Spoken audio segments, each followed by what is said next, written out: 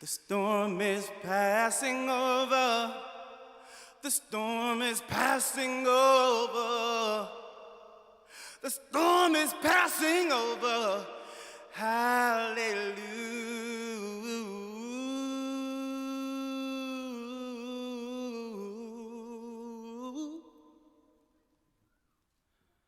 Hallelujah.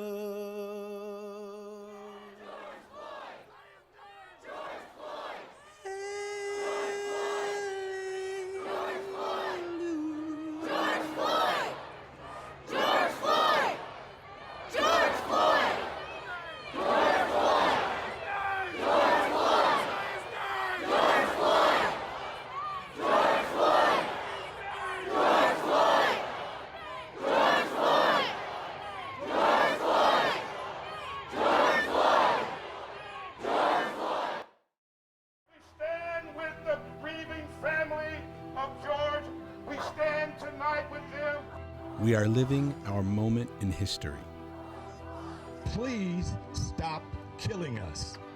Whose lives matter? His lives matter. The fear of challenge and the promise of opportunity have created great questions. It's no longer okay just to be complacent and be silent. We fear the new, the unknown. Yet we seek new connection and strive for greater understanding in the hope that a path forward will become clear. We are going to be okay. It is in ideas shared with a friend, with a community, that we find enlightenment. And it is now, on this day, we start the work that will change our future. From KGW and TEDx Portland, a presentation of ideas and inspiration. Lives lived with challenge, purpose, and joy. Stories of connection and building a stronger community. This is TEDx Portland, history and hope. TEDx Portland is pretty unique on a few levels. It brings us together thousands of people who may not have met before. 3,000 people or more, depending on the venue, come to experience learning. They come to be inspired. It puts a spotlight on amazing people doing really amazing things. Here in Portland, where at the community level we thrive for that sort of engagement, TEDx provides us an opportunity to amplify the voices in our community that are trying to do that are trying to bring novel concepts to mainstream. Looking outside of the box, thinking expansively, and really seeking ways to be inclusive of the community. TEDx really peels back the onion and really exposes how these people became and arrived at who they are, at what they are. It's not about like, hey, look at me, look what I did. It's more about, look at the process. Look at how I arrived at this idea. The TED audience in particular is a group of people who want to know more. They want to do more. They want to be more. They want to be better. To be the largest stage in North America here in Portland, I think that says so much about the community here. I think it's an incredible asset to this town for sure. It's almost impossible to walk out of that room and not feel like you need to be doing better, you need to be supporting. There's going to be moments that are going to be challenging, that are going to be shocking, that are going to be even disturbing, and I'm grateful for that kind of input for one special day in the calendar year. It's a pretty fantastic day.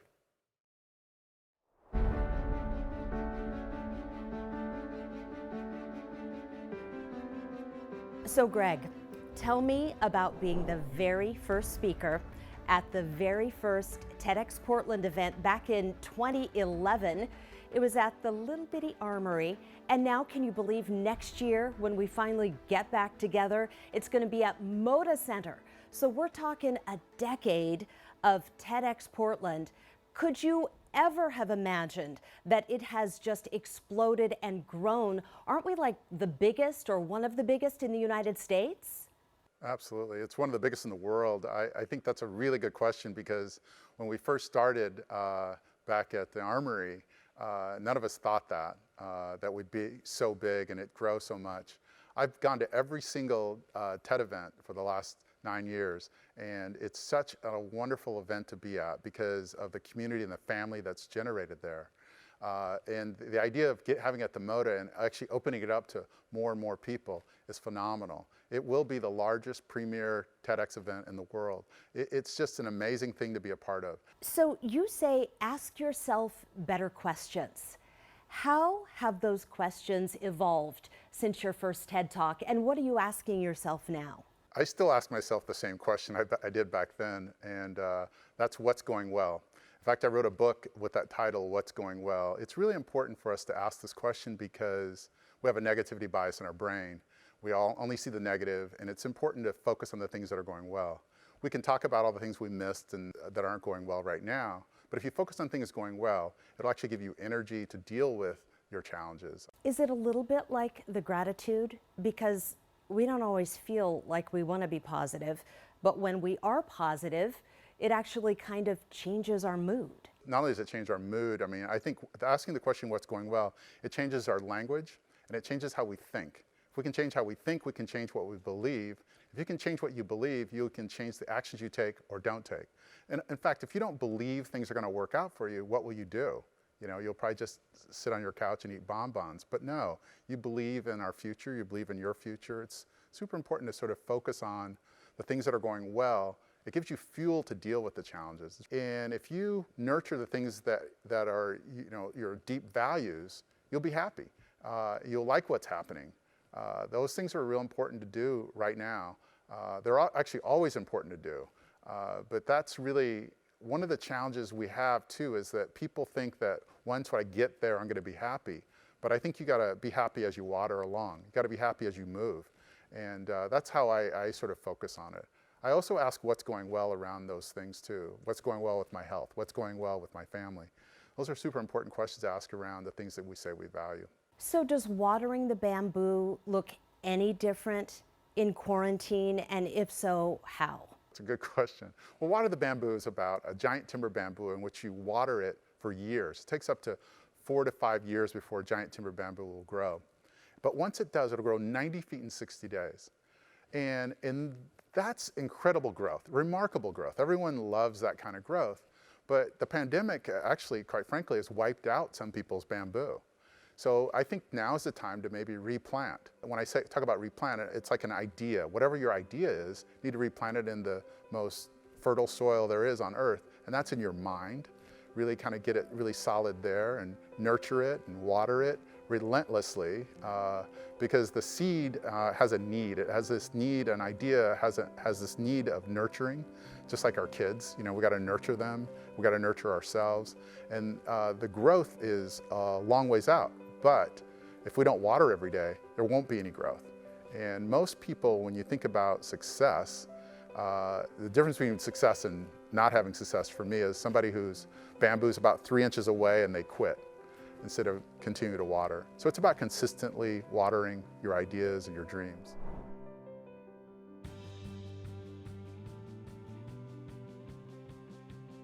Anna, it is a pleasure to talk to you today. Tell us about the Insight Alliance and how long it's been around. Well, the Insight Alliance is an organization that works with men and women and youth in the prison system, and also people that are affected by the criminal justice system. So people who are paroling, who are transitioning back to the community. And we've been around for about 3 years now. And we work kind of drawing out people's creative potential and recognizing that no one's broken, no one needs fixing. We have everything we need inside ourselves to lead a good life. We just kind of get caught up in our minds and we get into trouble. But it's not who we are, it's just things that we've done. And so we kind of teach people to kind of get out of their own way and kind of live more from their full potential. So how would you say your experience working with people in prison differs from some of the preconceived notions that the public has? It's completely different. I think the notion that we're shown on television and in the media is that people in prison are bad. My experience of people in prison is that there's no difference in people in prison than for you or I. You know, we're all human. We're all doing the best we can with the state of mind we have in the moment. Once they start to understand their own mind and they start to do better, their behavior is better and they start to live good lives. And so the creative potential you have in prison, the art, the music, the entrepreneurial spirit of people, they're amazing. And as I said in my talk, you know, some of the most creative, kind, brilliant people I've ever met, I met in prison. So yeah, very, very different from the media. Anna, tell me how your work has evolved these days since you can't actually go into the prisons. Yeah, we've done pretty good actually. We've started a newsletter which goes out every couple of weeks. It's interactive, so we get contributions from the people in prison with art and poetry and stories and things. So that's been really great. I also had the idea to do some interviews with some teachers in our field, and then to get them onto the prison TV, which actually circulates in the prisons as different channels. And so we could get on a channel with these videos that could be inspirational and supportive and hopeful. But we've also managed to do Zoom calls with the youth program. We've done pretty good, actually. We've pivoted well, and it's never a dull moment. No doubt, still a full-time job, even in the middle of this pandemic. What is the ultimate goal of the Insight Alliance? Well, the ultimate goal is to end recidivism. That's going to be a long time coming, I have a feeling. We would love not just the people in custody to get our program, but for the officers and the staff. And we feel like then it would be more of a community rather than us against them. You know, our goal would be to get the people out of prison who don't need to be there, to live good, healthy, productive lives. But the community in prison to have a more kind of harmonious experience where they could actually live in community rather than living at odds with each other. Your website, I would encourage anybody to get on it and take a look. The thing that moved me when I was going through is one of the people in a video on your website said, if this program had been in school, in middle or high school, he didn't think that he would have ever ended up in prison. So while you're dealing with people who are incarcerated, this is something that actually has practical application for anybody. I mean, it changed my life, which is why I actually teach this. But our partner organization in Florida and in Chicago, they both work with youth, and they're not in prison. You know, work in business. You know, once you understand your own mind and you realize that every thought that comes through your head, you don't need to believe or run with, and you stop reacting to things as much, and you can move past things, and you can kind of be productive in your life rather than just chasing your emotions and thoughts that lead to actions and behaviors. And I think something that I realized, you know, working in prison, that most people are in prison because they reacted to a feeling. You know, they got angry or they're trying to escape an uncomfortable feeling. And so once you start to understand your feelings and you don't react to them, people do better. So tell me, after you immersed yourself in this TED Talk, when you walked off stage and you were done, explain that feeling to me. It was the most incredible feeling ever. I mean, I'd just done something that I never thought in a million years I'd do. I've never thought I'd stand up in front of 3,500 people. So I think just getting off the stage, and I didn't think I'd be able to see anybody, but I could see everybody. And I could see people I knew on the side and just their faces. And there was like, I could feel that pensiveness. So when I got off the stage and I was done and I could enjoy every other speaker for the rest of the day, I was good. It's the best feeling ever. Is there anything that you would change about that experience, Anna?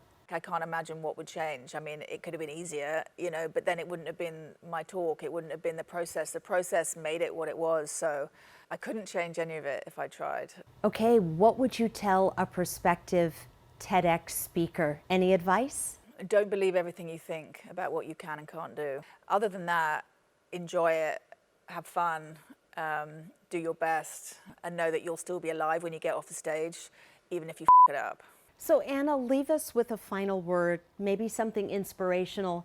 I know a lot of people wanted to go to TEDx Portland this year, but we're going to do it in 2021. What are you wanting the city to know as we wait for that event? First off, it's audacious. I think that's right. It's audacious. And I'm really looking forward to what's going to be audacious. Like, I'm so excited. I know that the team here is going to do an incredible job finding incredible people. So I'm just really excited about it, and I think everyone else should be too.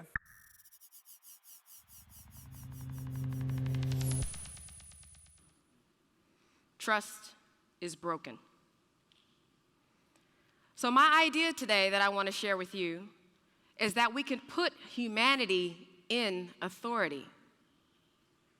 Portland's Police Bureau and police agencies all around the nation and all around the world can do this by adhering to what's known in law enforcement circles today as 21st century policing.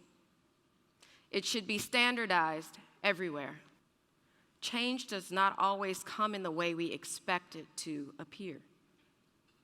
21st century policing principles are kind, compassionate, and humane. They make sense, they promote crime reduction, and they are based in community connection and common sense. It is these things that can help reconcile the pain, the hurt, and the division. We can't let this progress go. And I can't do it alone.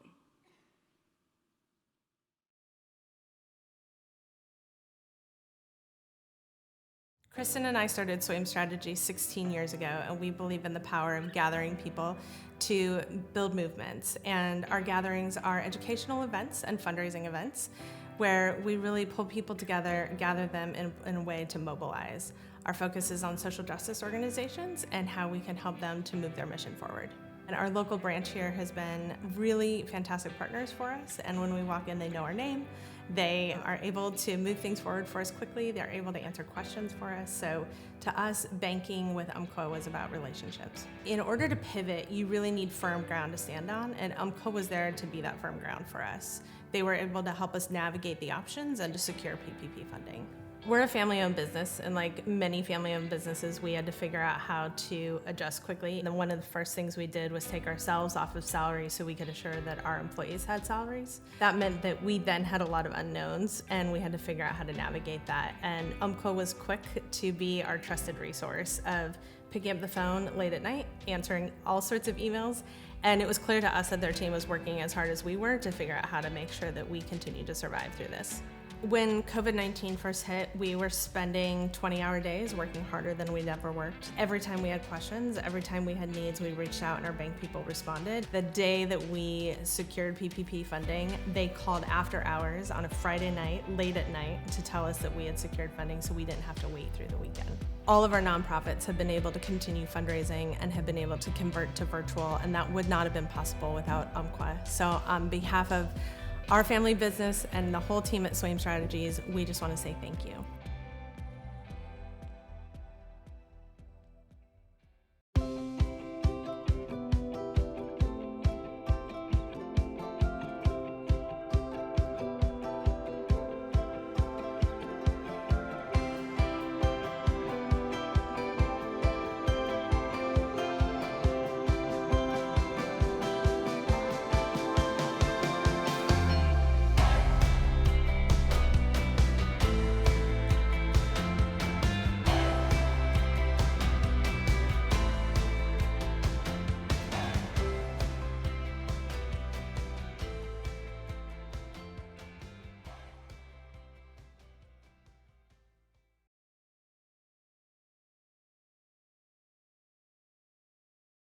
We have to love each other. You know, we have to love each other. We have to see the brilliance and the greatness in Black and brown communities, because it's there. And if you really want to transform your life and your world, you have to give people opportunities and invest.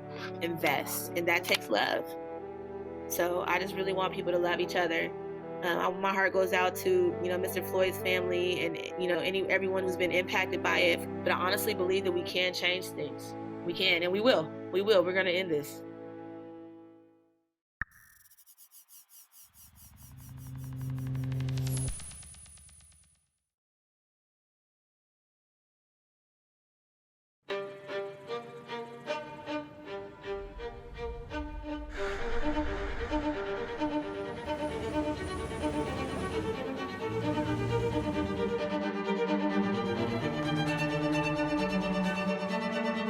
I can't breathe. I can't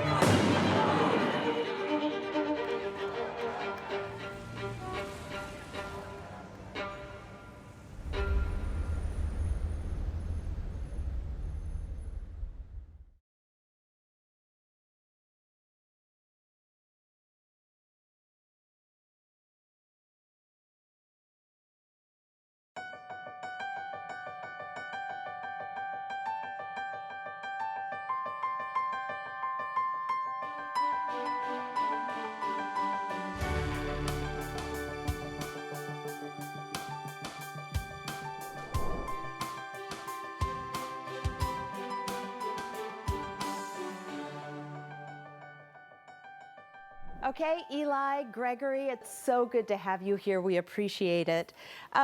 Let's talk about a serious subject because, I mean, your community, restaurants, bars, things are tough right now. There's a lot of pain. But can you give me your take on how much deeper the impact of all these closures will go? Are we close to the end as we slowly start reopening things, or what do you think? I'll start with you, Eli. Well, thanks for having me. Great question right off the bat. Yeah, you know, it was one of the hardest things I ever thought would ever happen to me is when the first wave that hits you is that you have all these unbelievable employees, right? You get the word that you're no longer able to even open your doors. What do you say to them? You know, 75, in my case, 75 people I consider family in a way, that you kind of had to have that conversation of, man, do you guys have savings? What are you guys going to do? Like, it's going to get dark out there. Like, let's stick together and try to keep the door open, but please go out and try to find a safe place for a while till we could weather this storm. And initially, that was kind of my naive thought. I kind of stopped right at that surface level of my employees. And then all of a sudden, the next day, the phone started ringing from the purveyors, you know, the amazing cheesemakers that were calling me that were like, hey, Eli, you know, I have cows that won't stop milking, and your restaurants have been selling X. The beer producers that like, I have all this beer in kegs. The wine producers, the farmers that I've been working with since the day I moved to Portland. And a lot of these partners that we work with, the farmers and whatnot, they don't necessarily have the other outlets. They put a lot of their future investment in these restaurant partners where they call them weekly, telling us what is ready to eat, what is ready to go.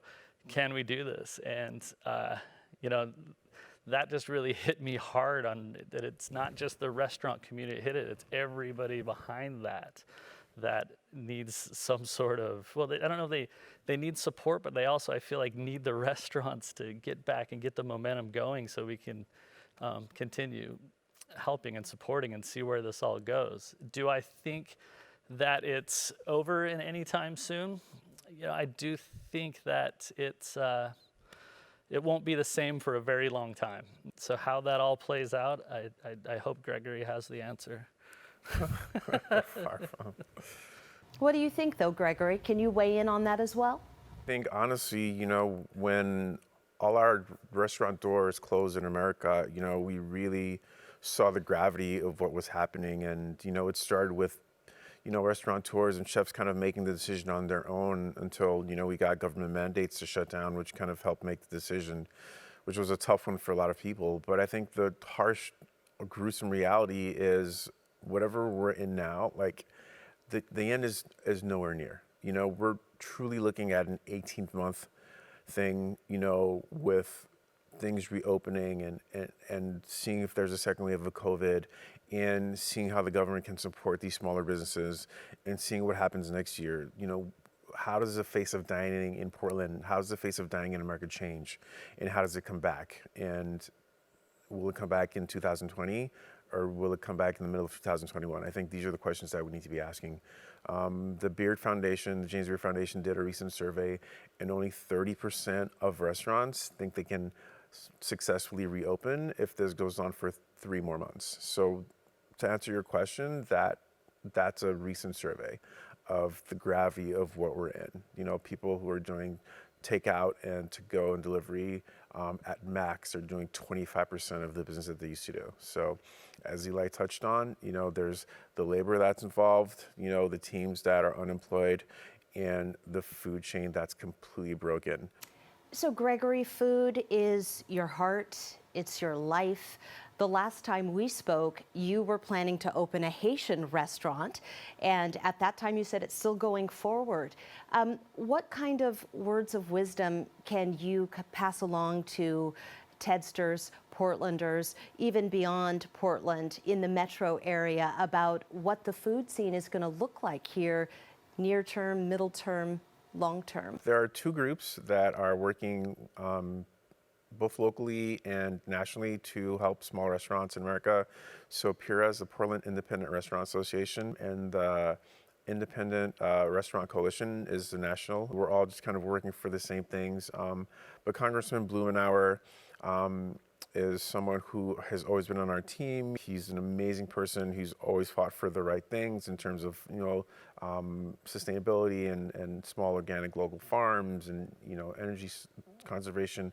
He's truly on our side, has just vowed his support of a $120 billion restaurant stabilization fund that we are all working towards, that would really help ensure that all small restaurants in America truly have the support that they need. As an Oregonian, I'm very honored to be able to have Congressman Blumenauer represent us both at a state and at a national level to help push this along. So fingers crossed. Yeah, agreed. Eli, last word? That support anything you possibly can to getting the restaurant industry back up and running, not only supporting them directly, make sure you're talking to the senators, any person you know that has sway in anything, please show support for the long-term success. It's a long battle that we have here, and to think that it's not only the restaurants getting up and running, but it's the ripple effect of everybody that supported through the restaurants that also need everybody's support here.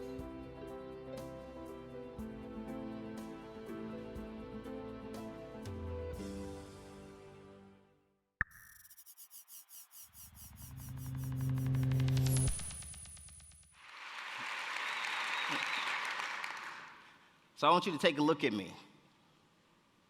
What do I look like? What do I sound like? Do I represent the person that you expected to solve this access to housing problem? When you see me, do you think beautiful, brilliant, genius? Yeah.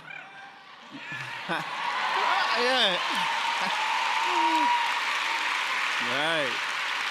Hey, it sounds like you do. Right. But I'm pretty polished these days, 40 under 40, 5th most promising tech startup in the world. These days I'm cooler than a polar bear's ass cheeks. But what if it was him? When you see him, do you still think brilliant? Do you still think genius? You should, because that's the one who solved the problem. Working at Amazing Grace Family Resource Center at that time. So, for everybody out here in power, whether it's your small business or big company, or the cities, if you're trying to solve big problems for cities, I need you to make sure that all of your solicitations go deep into different communities, because there's so much value in there. Those people don't look at problems the same way you do. Their experiences have created a different lens, and so they will come with different solutions. I'll give you a secret. The people who don't even know what the box looks like always think outside of it. All right.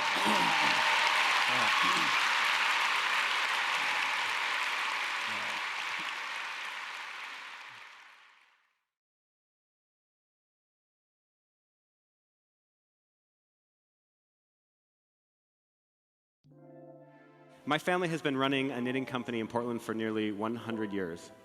We are passionate about it. We are dedicated to it.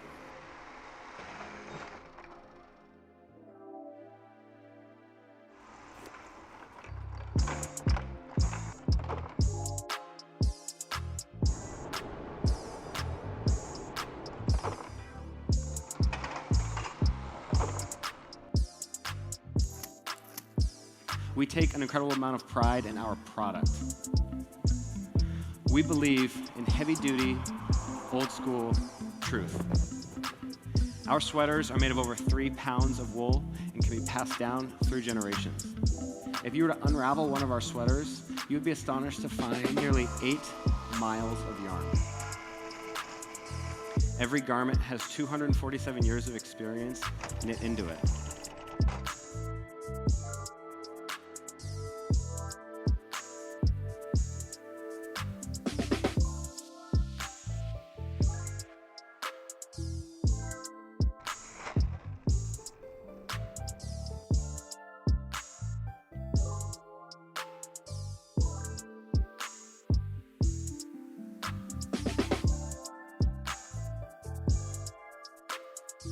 We are proudly American, we are proudly Portland, and we are proudly independent.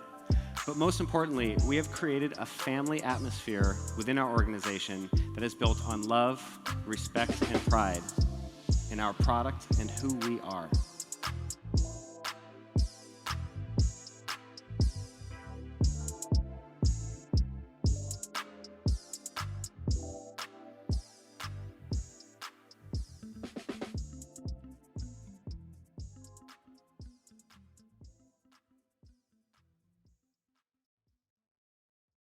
Now is such a tough time for the Black community, for Black men, for our allies that have long been unsupported.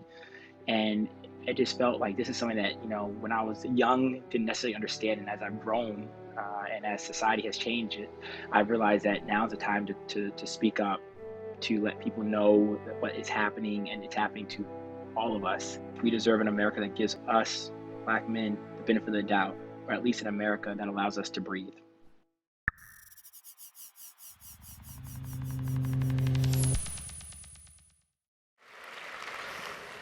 Although I stand before you a little terrified of the crowd, I am also really thrilled to be here and to invite you in to my fascination with a really simple idea. A simple idea that for me has revolutionized the way I work with children, revolutionized my stance in the world. A simple idea that this could not be the more perfect place to talk about. The simple idea is listening. Listening, which even as I say it, right, is very mundane and average and every day, we do it all the time.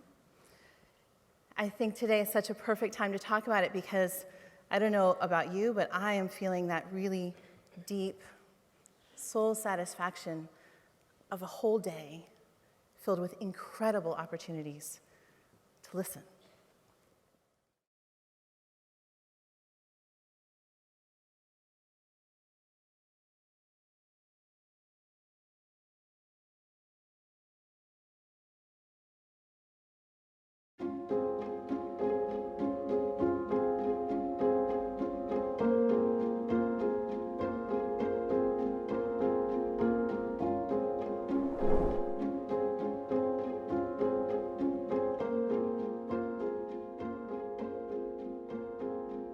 A year ago, we were back at KGW doing a fun piece on Milk Run. I was so impressed with you and your TED Talk. Girl, how the world has changed. How are you doing? I'm doing well. It has been a journey just in this last, let's say, 10 weeks. It's just been so much, from the external world and trying to understand what's going on there, and then the impact on the food industry with farms, restaurants, kind of being in the center of it, but also kind of being called to duty and being asked to stand up and deliver food safely to the community of Portland. So it's just really been a dynamic time. You were discovered in the Ideas booth. So there were about 300 people who got in, made their pitch in 90 seconds, and then you were the one who was selected to head up on the TED stage. This blows my mind. You had 1 week to prepare a TEDx talk. Well, first when we sat down one day and I had my interview with the PR company, they were like, what would your dream speaking opportunity be? And I was like, well, of course, TED or TEDx, And so when the Ideas booth happened, I remember they were like, you've got to go, you have to submit. And I kept pushing them off. And I was like, I'm just so busy. There's like no way. They showed up and dragged me to it, literally put me in the car. We're like, come on, just get in there. I wrote on the way, just really the idea kind of that I've dedicated my last 10 years of my life to, and kind of the foundation of the work I do now, which is food. It was easy to kind of talk about just in a 30-second clip how food systems or food or the idea of that really is about reimagining the way that we used to do things, but bringing it into the modern era. Are you a different person at some level after doing a TEDx talk? I mean, how are you different? How have you evolved as a person? Not as a business person, but as a person in the last year. I describe that experience as I went in one person and I came out myself. I mean, what a rare opportunity for people to look into your life and say, that's special, that means something. You should share that with the world, and then to really truly have that opportunity to stand on stage, and it's then even published, and people talk about it. Even the employees that I have today, like every one of them, usually at some point is like, I watched that talk and it meant something. Your business has really taken off in this coronavirus crisis, and you have actually been hiring people who were laid off from the restaurant industry. Can you tell us about those projects and what compelled you to get involved in that way? I feel like the food community here in Portland really rose up to meet the challenge, and I'm lucky enough that Milk Run was the vehicle for that. But I mean, I remember, you know, it all happened in about a 5 or 6 day span where just our orders were going up. We really had no time even to understand what was going on or connect any dots. Call in the cavalry. I just sent that text to our current employees, many of who have been in the restaurant industry for about 15 years here in Portland. The next morning I walked in and 20 people were waiting outside, and they showed up in overalls and in work boots, and they were like, we heard there was warehouse work and there was food that needed to get packed, and we could never have scaled to meet that challenge. We would never be where we are today. I never ever could dream that what is now happening for us was even possible so quickly if it was not for their talent, their dedication. I mean, the incredible passion behind that community of people who've been feeding Portland forever. Is there something that you are not so excited to return to? Something that you could just leave the way it is? We spent all of this time reconsidering what we do, our impact on others, reconsidering cooking, reconsidering the food we eat, why, where it comes from, reconsidering the idea of food safely delivered to our homes. And I think, you know, in one small way, especially when it comes to food, the effects have been incredibly positive. And I hope that's not lost. I mean, there are farmers who are back in business. There are farmers who are seeing more in sales than maybe they have in their entire life. And my biggest fear, as we spent all this time reconsidering, we spent all this time asking this industry to rise up and be here for us, and if we forget, it could be devastating. So while there's a little bit of fear, I also I'm very optimistic that this is one of the most positive, permanent changes. Is there a favorite TEDx memory that you have that you could share with us? Often, sometimes these journeys can feel a little lonely, right? You just gotta try to be brave and go inside yourself and figure it out. And that journey was a little bit lonely in a way. You know, how do you really share it? And I remember standing on stage, and I was gonna go up soon, and I'm just standing there and truly just nervous. I was like, for the first time, you get this sinking feeling and your hands are shaking a little bit, and you're like, oh my gosh. Yeah, and David Ray just walks up and he just grabs my hand like, super tightly. And it was just like, it was really cool. And I actually go back to that a lot. If I get really scared, just like what it feels like to know someone's got you, it's gonna be okay, and we can do it. That's awesome. Final question. You've been amazing. Is there a silver lining that you can share with us before we let you go? To be essential, to drive into work on those days, you know, into a warehouse in the middle of an empty city, for it to be a place where farms are coming at a time where I just got off the phone with them the day before, and they were talking about how they were out of business and we're gonna have to let their fields die, and we got to say, no, you're not. Bring everything you've got, we will sell it all.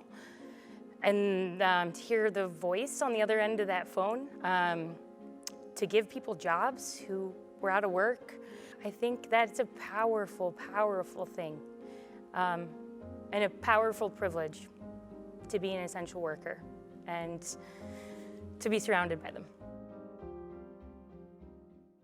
We need to listen to one another. We need to build relationship with one another.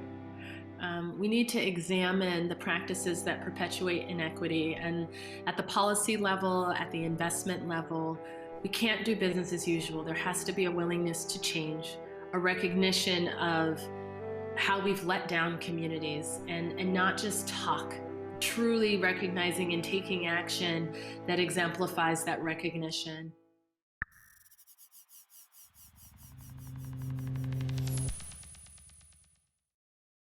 We're here to share an idea with you guys today, and it's bigger than just Portland. It's bigger than blue states, and it's bigger than red states.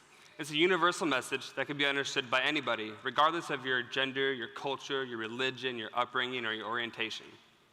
We all encounter love and hate in our daily lives, whether it be directed at us or directed at someone else, and we're just a witness to it.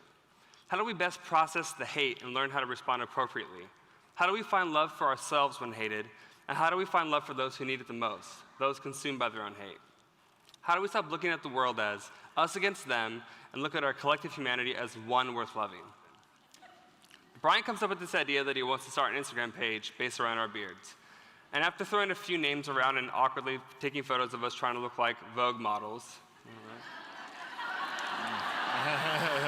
we weren't sure if we had an idea worth sharing.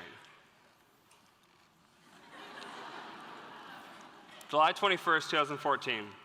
Brian has this idea that he wants to put flowers in our beards. And I'll be honest, the first thing I told him was, I thought that was pretty gay. I think we can all agree that's just a little ironic. A little bit. But after seeing what the pictures could be, we realized what else we could do. After receiving some encouraging feedback from the followers we did gain, we wondered, what else could we put in our beards? Turns out, quite a lot. Oh, man. From there, though, the rest was history. We knew what the gay beards could be.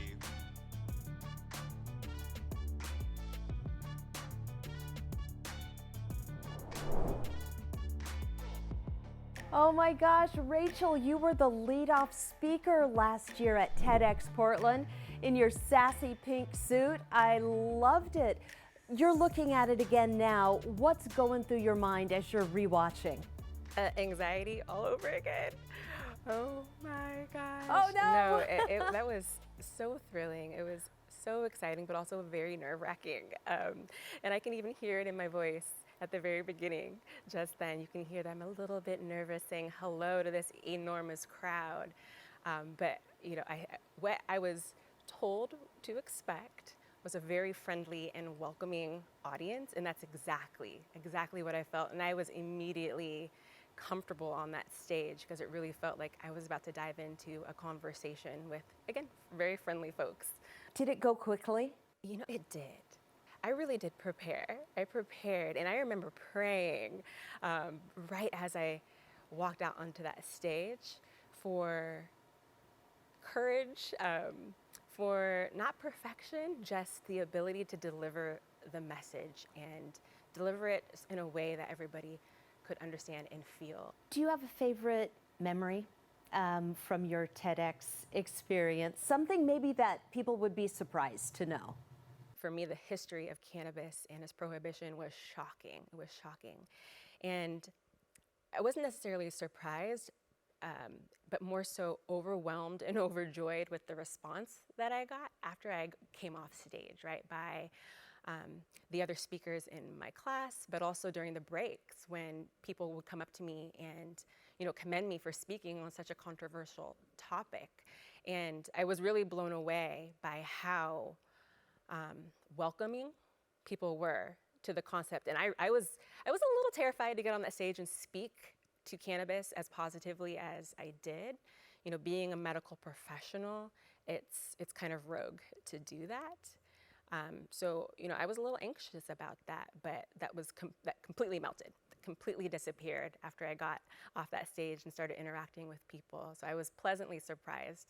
So was there any blowback? Was there any downside to it? Not at all. Not at all. Not at all. Again, it's fast. I think people are fascinated with the science. It's hard to argue with science. And you know, my family has always taken the position that we're going to lead cannabis education with the facts, with the science, because it's so hard to debunk. And so, no, we haven't gotten pushback, you know, or blowback from that.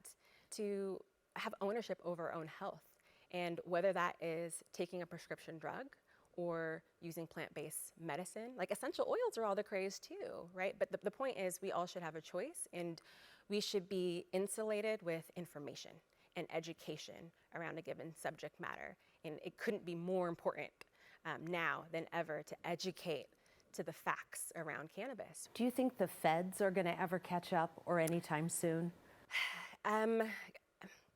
Catch up, I'm just not sure what that's going to look like. With COVID-19 and the way it's shaken up our economy, I do believe our government, from the state to the federal level, as well as other global economies, are going to be looking for cannabis as an economic stimulus. I do. You know, Oregon has been seeing record sales in the adult marketplace, and what does that mean? That means a fresh new crop of cash to be used to, backfill budgets, et cetera. So I do think that we can anticipate a hasty legalization at the federal level. For me, who participates in advising legislators and advising regulators, it's going to be very important that the voice of patients, that the voice of healthcare providers, that the voice of folks championing social equity or health equity are at the table when the federal government legalizes and when rules and regulations are made around cannabis. So we'll see. We do not know. It's been very unpredictable to date. We saw CBD legalize, and we still don't have comprehensive rules and regulations about it. So only time will tell. Leave us with a little something as you kind of look out into our future, either near term or longer term. What is that silver lining for you? Yeah, the silver lining for me here is that we all have to claim our agency over our health and our wellness. Now, a part of that means that we all need to be educated to a new tune, right? We need to be educated such that we have all the information to make the best choices for ourselves. With respect to the cannabis industry, I think it's important for us to recognize that the prohibition of cannabis did a lot of harm. It suppressed cannabis research. It also was used as a weapon against communities of color that caused a lot of community disruption. And when I'm looking at the communities that are most affected by COVID-19 today, it's the very same communities that were over-policed and where marijuana laws were over-enforced. And so when I think about cannabis, its economy, its taxation, its policy reform, and all of the innovative uses of hemp, right? We can make gas, we can make fuel, building materials, we can eat it, we can make clothes out of this product. I think about all the opportunity that we have to leverage cannabis to achieve something I call health equity. And to that tune, I just want to put out there that everybody should expect a health equity movement to be born out of Portland. We are ripe for this. And it's time that we are all held accountable for using legal cannabis to right the wrongs of prohibition. I would really like to see us prioritize and invest in cannabis research and in reinvesting in communities most harmed by the war on drugs before we do anything else with cannabis. Right now, we have an opportunity to be innovative and be bold and not afraid of this plant that research has demonstrated to not be as harmful as we once thought, to attack some of these problems in healthcare that we haven't been able to solve. I really do believe that we can solve it through cannabis in more ways than one.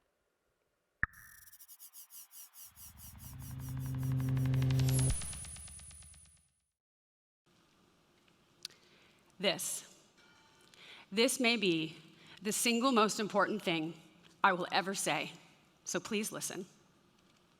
41 of transgender kids that go through their experience without the support of their families and communities attempt to end their lives.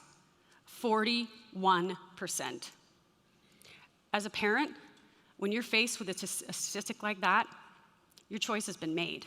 You support your kid, plain and simple. It is the easiest thing to do, and it's literally your first job as a parent.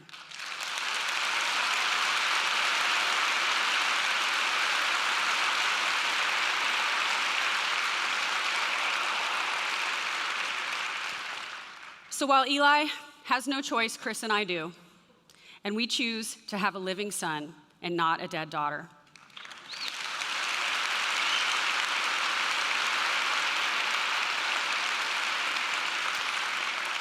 Since Eli has socially transitioned, I tell anyone who will listen about his story because I love my kid and he has courageously fought his way to happiness, and I want to celebrate that. And because I believe in my heart that if others know what life is like for these kids, then maybe I can open some hearts and minds and in turn create a safe space for my son to be who he has always known he is. But this is beyond me, and this is beyond Eli. Every transgender person deserves the right to be themselves, to live without fear and without judgment, to know that they are valued and seen and important. My ask is that you honor this sentiment, that you help carry forward my idea. To do so, we must all be allies.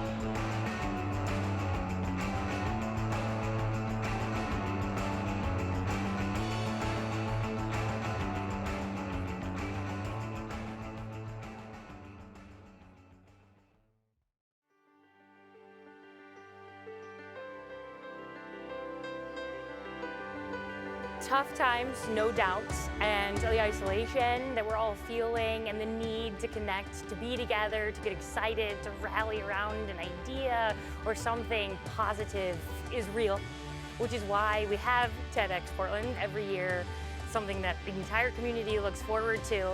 And what's really great is when it comes back in 2021, we are all going to be incredibly ready to gather in the Moda Center and hear from some of the most incredible people from the city, from the ideas booth, for speakers from all across the country, maybe the world, that they bring in to come share and inspire and really democratize the idea of ideas. And let us all know that we're worth them, we can all share them, we can all be inspired by them, and to really bring us together and remember that fundamental and very essential idea. This is something we have access to. We can be together in this moment, and I, for one, look forward to seeing you all there.